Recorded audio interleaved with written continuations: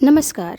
मैं मनीषा भारती एक बार पुनः वाक्य के अंतर्गत अर्थ के आधार पर वाक्य भेद पर चर्चा करने जा रही हूँ। बच्चों, इससे पहले के वीडियो में मैंने आपको वाक्य की परिभाषा, वाक्य के तत्व, वाक्य के अंग तथा रचना की दृष्टि से वाक्य भेद के बारे में आपको बताया था। आज अर्थ के आधार पर वाक्य भेद बताने जा रही हूँ। बच्चों, अर्थ की दृष्टि से वाक्य के 8 भेद होते हैं। पहला, विधानवाचक असर्टिव सेंटेंस, आज्ञावाचक इम्पेरेटिव सेंटेंस, निषेधवाचक निगेटिव सेंटेंस, प्रश्नवाचक इंट्रोगेटिव सेंटेंस, इच्छावाचक इलेटिव सेंटेंस, संदेहवाचक इंडिकेटिंग डाउट, संकेतवाचक कंडीशनल सेंटेंस, विस्मयादि बोधक एक्सक्लेमेटरी सेंटेंस। तो सबसे पहले हम लोग विधानवाचक अर्थात असर्टिव सेंटेंस जिसे इंग्लिश में आप पढ़ते हैं उसके बारे में बताऊंगी।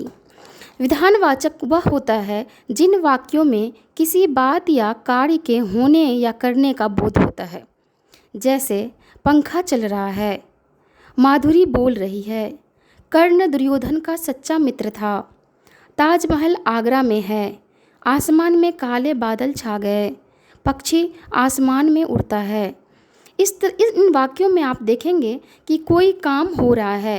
एक वाक्य है जिसमें कोई भी कार्य या बात के होने का बोध होता है, अर्थात यह विधानवाचक वाक्य होता है। दूसरा है आज्ञावाचक वाक्य। इसमें किसी बात या काम के लिए आज्ञा, प्रार्थना तथा उपदेश का भाव रहता है। जैसे सदा सत्य बोलो, बाहर चले जाइए, वहाँ बैठो, बड़ों का कहना मानो, तुम अभी चले जाओ। इस तरह का जो वाक्य होता है वह आज्ञावाचक वाक्य कहलाता है। तीसरा है निषेधवाचक वाक्य। जिन वाक्यों में किसी बात या कार्य के न होने या न करने का भाव प्रकट होता है। जैसे मैं आज विद्यालय नहीं जाऊंगा, मैंने उससे वह पुस्तक नहीं ली, वह मेरा भाई नहीं है, पिताजी आज बाजार नहीं जाएंगे। इस तरह का जो वाक्य होता है वह सभी निषेधवाचक वाक्य होता है जिनमें किसी बात या कार्य के न होने या न करने का भाव प्रकट होता है। चौथा है प्रश्नवाचक वाक्य। जिन वाक्यों से प्रश्न पूछने का भाव प्रकट होता है। तुम कौन सी कक्षा में पढ़ते हो, तुम बाजार से क्या लाए, तुम कहाँ रहते हो, तुम्हारा नाम क्या है। इस तरह के जो प्रश्न पूछने के भाव होते हैं वह प्रश्नवाचक वाक्य कहलाता है। पांचवा है इच्छावाचक। जिस वाक्य से इच्छा अथवा आशीर्वाद प्रकट हो उसे इच्छावाचक वाक्य कहते हैं। नाम से ही जैसे पता चलता है, इच्छा विश। जैसे काश मैं उड़ सकता, ईश्वर करे तुम इस परीक्षा में प्रथम आओ, बड़ों का आशीर्वाद तुम पर सदा रहे। इस तरह के वाक्य इच्छावाचक वाक्य कहलाते हैं। छठा है संदेहवाचक वाक्य। जिन वाक्यों से संदेह या संभावना का बोध होता है। जैसे शायद कल हमारी छुट्टी होगी, लगता है तुम बीमार हो, पिताजी ऑफिस चले गए होंगे, मई तक शायद हमारे देश की हालात सुधर जाए। मतलब संभावना है, संदेह है, 100% कुछ गारंटी नहीं है कि काम हो, संदेह कर सकते हैं। शायद इस बार परीक्षा में तुम अच्छा करो। इस तरह के जो वाक्य होते हैं वह संदेहवाचक वाक्य कहलाते हैं। सातवां है संकेतवाचक वाक्य। जिन वाक्यों में किसी एक बात या काम का होना या न होना दूसरे वाक्य या कार्य के होने या न होने पर निर्भर करता है।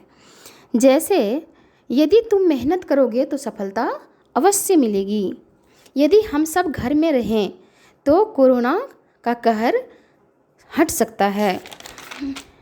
जैसे यदि पौधों को समय पर पानी दिया जाए तो फूल अच्छे आएंगे, समय पर स्टेशन पहुंचोगे तभी गाड़ी पकड़ सकोगे।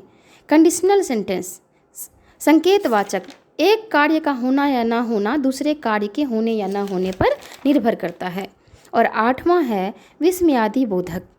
जिस वाक्य में विस्मय, हर्ष, घृणा या शोक का भाव प्रकट होता है। जैसे वाह कितनी अच्छी खुशबू है, हे प्रभु सबका भला करना, हाय बेचारा सर्दी से कांप रहा है, उफ बहुत दर्द हो रहा है।